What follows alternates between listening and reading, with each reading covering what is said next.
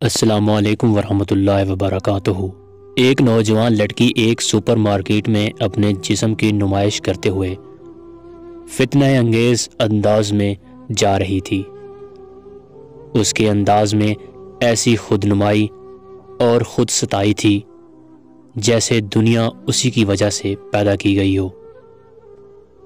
وہاں سے ایک نیک اور صالح نوجوان گزر رہا تھا۔ اس نے ازراہ ہمدردی کہا، میری بہن، اپنی اس روش سے باز آ جاؤ۔ اگر اسی حالت میں ملک الموت یعنی موت کا فرشتہ تمہارے پاس آ پہنچا تو اللہ کو کیا جواب دو گی؟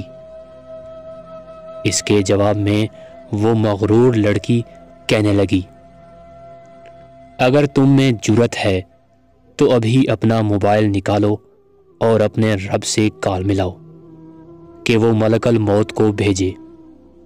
وہ نوجوان کہتا ہے کہ اس نے ایسی ہولناک بات کہی تھی کہ مجھے ڈر ہوا کہیں اس بازار کو ہی نہ ہم پر الٹا دیا جائے۔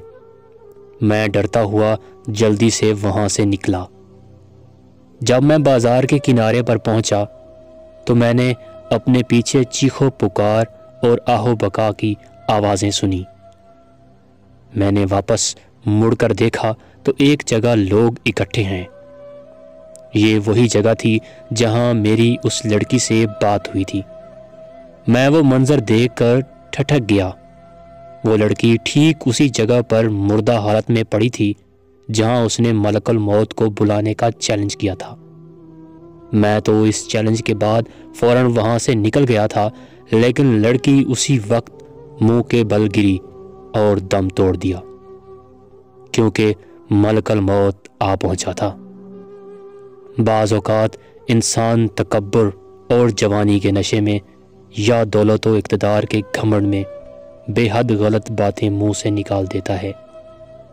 اسے معلوم نہیں ہوتا کہ عین ممکن ہے وہ قبولیت دعا کا وقت ہو۔